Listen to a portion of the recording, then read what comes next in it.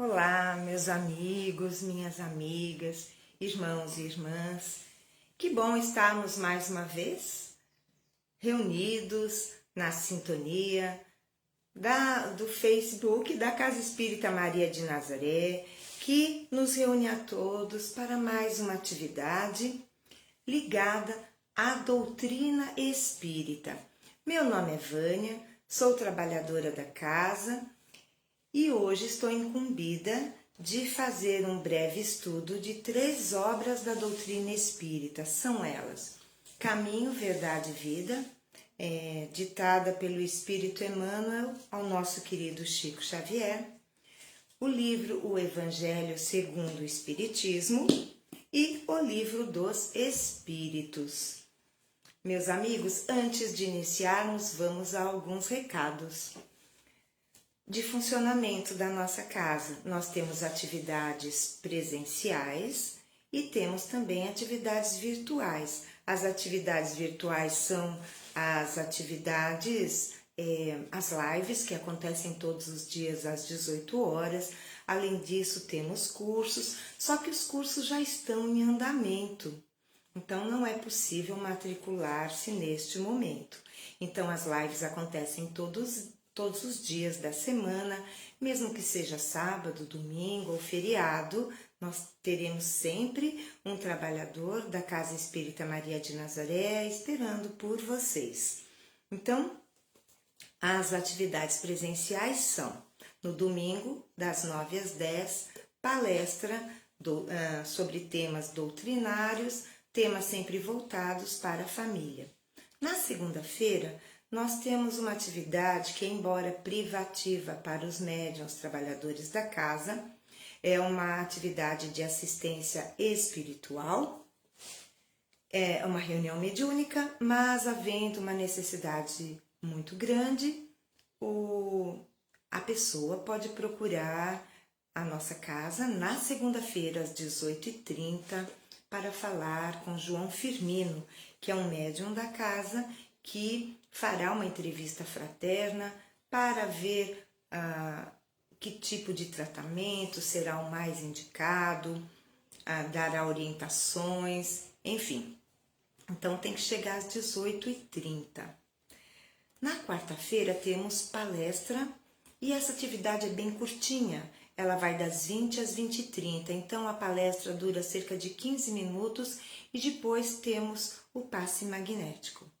Na quinta-feira é uma reunião de estudos e, na ocasião, estudamos 3 obras básicas da doutrina. Então, é o livro Pão Nosso, o Evangelho e o Livro dos Espíritos.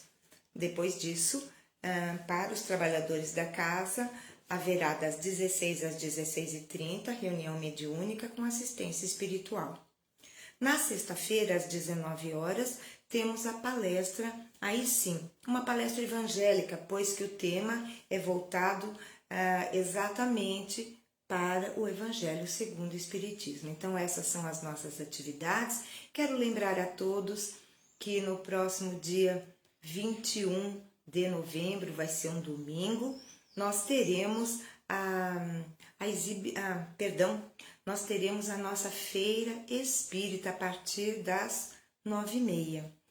Lembro também que amanhã, dia 13 de novembro, das 15 às 16h30, a casa estará aberta para receber as doações de mantimentos e produtos de higiene e limpeza para a campanha de Fraternidade Alta de Souza. A nossa casa assiste cerca de 20 famílias, um pouquinho mais. Então, esses itens, eles são muito necessários para que os trabalhadores ligados à campanha possam montar as cestas básicas no domingo e na segunda-feira as famílias poderem ir à casa espírita para retirarem as suas cestas. Bem, esses foram os recados. Meus amigos, vamos então unir os nossos corações, unir os nossos pensamentos para juntos fazermos a prece, nos deixar conduzir por Ele, nosso Mestre, nosso querido amigo, nosso irmão mais velho, Jesus. Pai nosso, que estais nos céus, santificado seja o vosso nome. Venha a nós o vosso reino, seja feita a vossa vontade, assim na terra como no céu. O pão nosso de cada dia nos dai hoje. Perdoai as nossas ofensas, assim como nós perdoamos a quem nos tem ofendido. Não nos deixeis cair em tentação, mas livrai-nos de todo o mal. Que assim seja. Graças a Deus, graças a Jesus.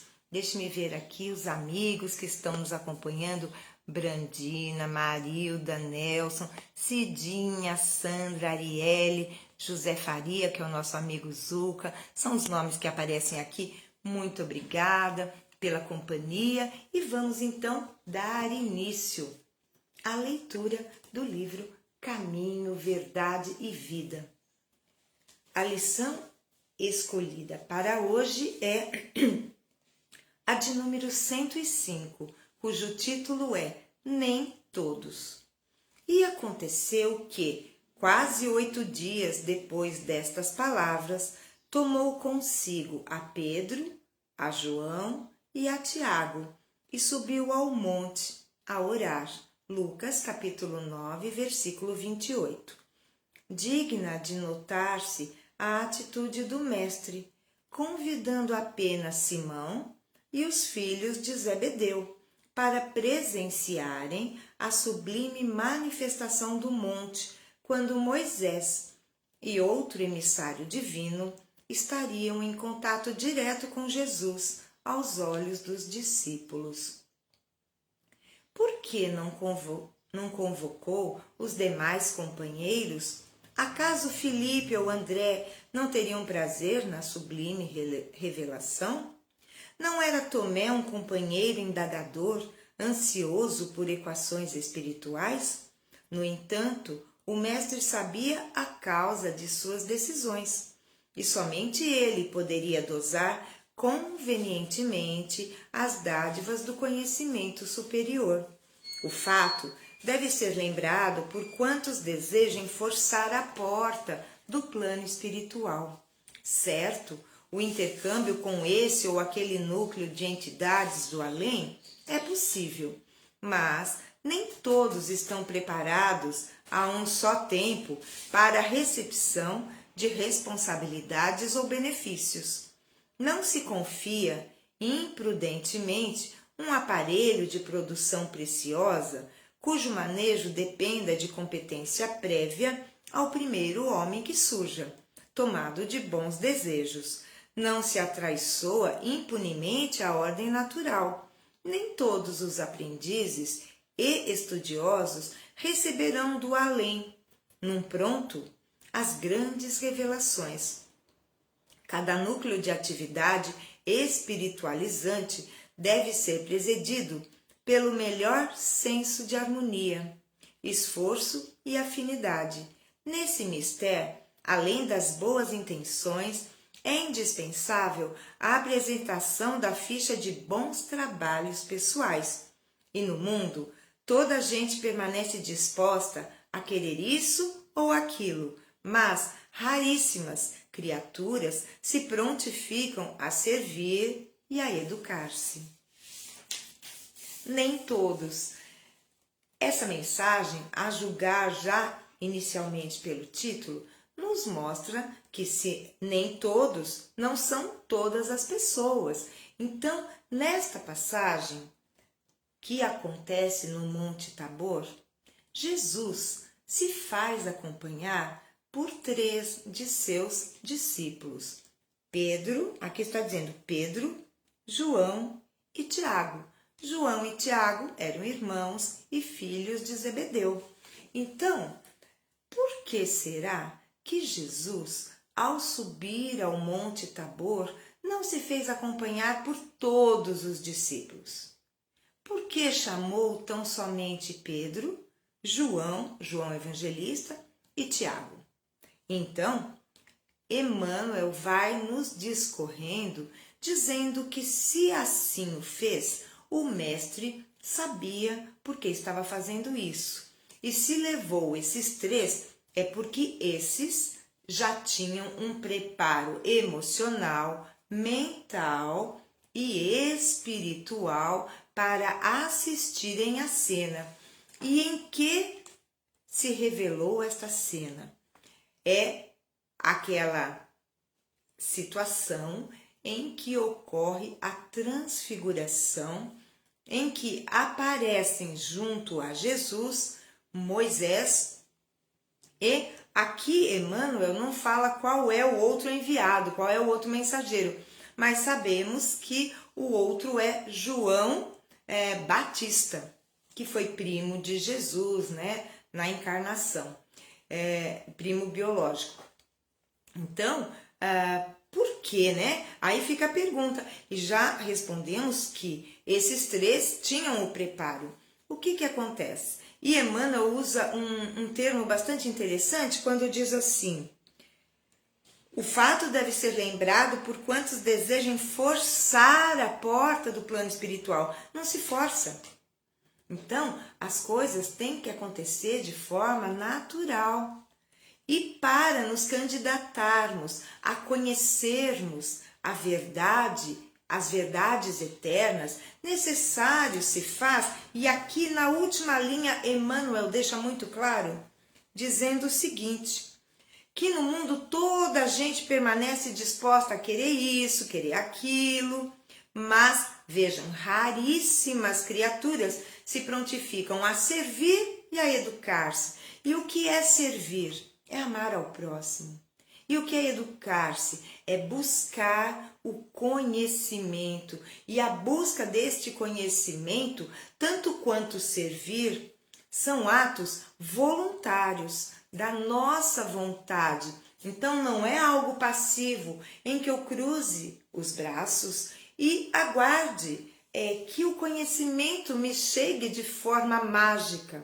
Não, precisamos ativamente buscar o conhecimento, precisamos ativamente buscar servir ao próximo, servir a Deus e não servir a Mamon, que simboliza tudo que é material, tudo que é mais denso e que nos afasta dos planos espirituais superiores.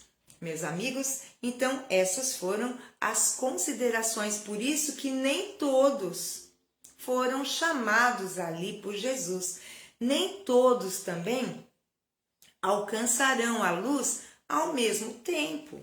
Por quê? Porque o alcançar a luz eterna depende do esforço individual, íntimo de cada um de nós. Vamos agora então para o Evangelho segundo o Espiritismo. Eu havia deixado marcado o livro, mas infelizmente perdi, então eu vou acabar lendo um outro trecho e comentando agora com vocês. O texto é do capítulo 12, Amai os vossos inimigos, e é o item 7. Se alguém te ferir na face direita, que é isso que mais nos melindramos, não é? Com aquilo que nos incomoda no outro, que nos magoa, que nos fere, que nos humilha. Então, vamos ouvir primeiramente um pequeno texto do Novo Testamento que está presente no Evangelho de Mateus, capítulo 5, versículos de 38 a 42. Vós tendes ouvido o que se disse: olho por olho e dente por dente. Eu, porém, digo-vos que não resistais ao mal, mas se alguém te ferir tua face direita, oferece-lhe também a outra. E ao que quer demandar-te em juízo e tirar-te a túnica, larga-lhe também a capa. E se alguém te obrigar a ir carregado 1000 passos, vai com ele mais outros 2000. Dá a quem te pede, e não voltes as costas ao que deseja que lhe emprestes. Vamos agora à explicação de Kardec. Os preconceitos do mundo a respeito daquilo que se convencionou chamar ponto de honra dão essa suscetibilidade sombria, nascida do orgulho e do exagerado personalismo, que leva o homem a geralmente retribuir injúria por injúria, golpe por golpe, o que parece muito justo para aqueles cujo senso moral não se eleva acima das paixões terrenas. Eis porque dizia a lei mosaica: olho por olho e dente por dente, mantendo-se em harmonia com o tempo em que Moisés vivia. Mas veio o Cristo e disse: não resistais ao que vos fizer mal, mas se alguém te ferir na tua face direita, oferece-lhe também a outra.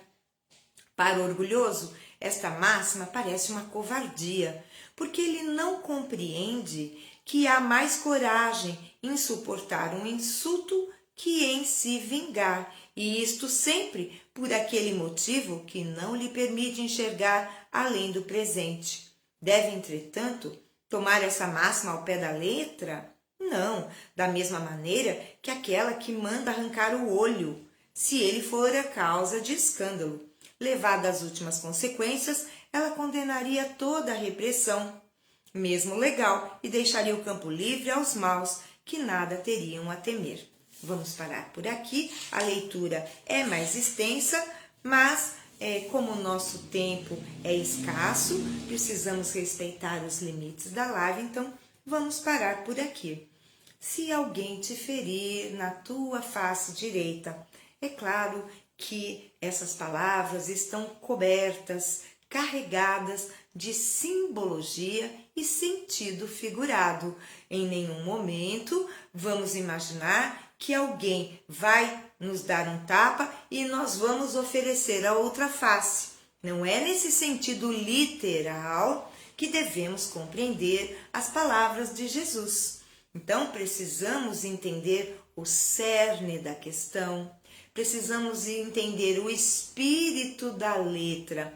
Já disseram, a letra mata, o espírito vivifica, ou seja, não podemos ler e entender literalmente tudo que estamos lendo, nós precisamos ir além e vamos buscar então esse sentido.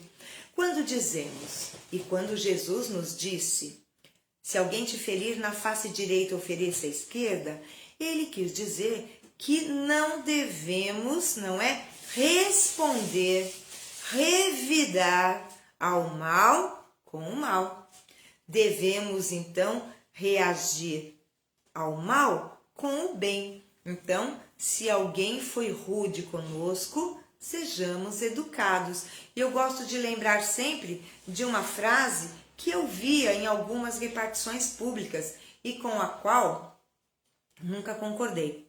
Dizia assim: a minha educação depende da sua. Ora, cada um de nós percorreu um caminho nos bancos escolares, cada um de nós teve a educação que foi fornecida por nossos pais ou por quem no lugar deles estavam. Então, cada um de nós tem uma trajetória diferente. Então, se alguém for rude comigo, então eu vou jogar fora tudo que eu aprendi, inclusive tanta coisa que aprendemos no Espiritismo, para então ser rude também? Pagar o mal com o mal? Não, absolutamente. A nossa educação não pode depender da do outro. Inclusive, se a pessoa for rude e nós não entrarmos na mesma sintonia, a pessoa vai se sentir constrangida e vai acabar até pedindo desculpas e procurando, por sua vez, ser menos rude, menos grosseira. Então, o que esse trecho do Novo Testamento nos fala é que também, se alguém te obrigar a andar 1000 passos, ande mais 2000. Ou seja, paciência, tolerância, compreensão para com o outro. Porque nós temos facilidade de avaliar e criticarmos os outros. Porém, não temos a mesma facilidade para nos conhecermos intimamente, fazer aquela avaliação sincera, como se fora possível analisarmos-nos estando fora de nós, analisar as nossas atitudes vistas do mais alto. Então, se todos nós somos um misto de qualidades e defeitos, os outros também são. Então, quando alguém erra, quando alguém neste erro nos fere, nos magoa, nós precisamos trabalhar para não reagir ao que nos acontece, não reagir de forma negativa. E isso tudo é um aprendizado, porque se nos deixarmos levar pelos nossos instintos, o que é que a primeira coisa que nos vem à mente? Reagir, devolver na mesma moeda. Mas nós precisamos nos educar. Se nos dizemos seguidores do Cristo, nós precisamos aprender as lições que Ele incessantemente nos passa ao longo desses mais de 2000 anos. Então, não resistir ao mal não é no sentido, eu não resisto a um doce. Não, não é isso. Não resistir ao mal é não oferecer resistência. O mal chega e não percamos a nossa calma, a nossa serenidade, porque quando ficamos nervosos, quando nos desequilibramos em determinados momentos, podemos ter certeza, os nossos sentidos ficam meio que obliterados, ou seja, se fecham as conexões neurais de forma que não conseguimos raciocinar de forma satisfatória, nos deixando, repito, nos deixando levar por instintos inferiores. Reflitamos nisso. Meus amigos, vamos agora para a questão do Livro dos Espíritos. Toda sexta-feira nós fazemos a leitura e comentamos brevemente uma questão do Livro dos Espíritos. E hoje nós leremos a questão de número 617.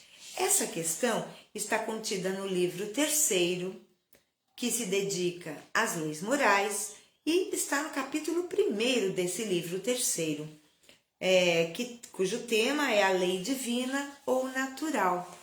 E aqui, nesta questão, Kardec indaga: o que as leis divinas abrangem?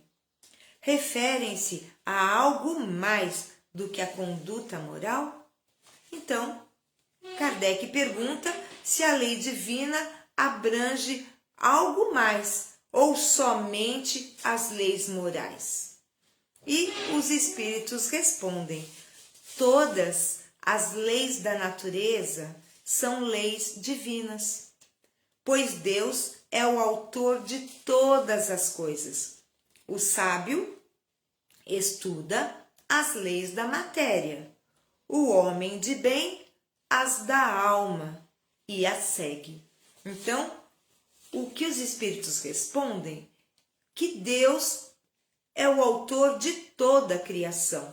Então, as leis divinas não são tão somente leis morais, mas também leis físicas, leis materiais. E os espíritos nos oferecem um exemplo, dizendo que o sábio, quer dizer, o homem que tem muito conhecimento, ele estuda as leis da matéria, como física, química, geologia, enfim, não é? E aí nós temos a ciência. Isto é a ciência, que estuda a parte material. Entretanto, os espíritos também nos afiançam que o homem de bem estuda as ciências, ou as leis, melhor dizendo, da alma. e mais, ele as segue. Porque não adianta estudar sem seguir, não adianta ter conhecimento sem praticar aquilo que se está obtendo por conhecimento. Então, muito interessante esta questão quando diz que o conhecimento, não é? O homem sábio estuda as leis da matéria e o homem de bem estuda as leis da alma. Muito bom. Então, meus amigos, essas foram as considerações de hoje e eu quero convidar a todos vocês para, neste momento, todos juntos, fazermos a nossa prece de encerramento. Assim, enderecemos nossos melhores pensamentos e sentimentos a Maria de Nazaré, sabedores de que em nossos lares ou onde nos encontrarmos neste momento, a equipe espiritual da Casa Espírita Maria de Nazaré lança luzes através de seus mensageiros da paz. Ave Maria, cheia de graça, o Senhor é convosco. Bendita sois vós entre as mulheres, bendito é o fruto do vosso ventre, Jesus. Santa Maria, Mãe de Jesus, rogai por nós, os seus filhos, agora e na hora do nosso desenlace. Que assim seja, graças a Deus e graças a Jesus. Queridos amigos, fiquem conosco. Todos os dias, às 18 horas, na hora da Ave Maria, tem um trabalhador da Casa Espírita esperando por você. Segunda e sexta sou eu, Vânia. Quarta-feira, João Firmino. Na terça, quinta e domingo, nosso amigo Ezequiel. E no sábado, nossa querida Arielle. Queridos irmãos, um ótimo final de sexta-feira, um maravilhoso final de semana para todos nós. Paz e luz aos nossos corações. Fiquem com Deus e até a próxima.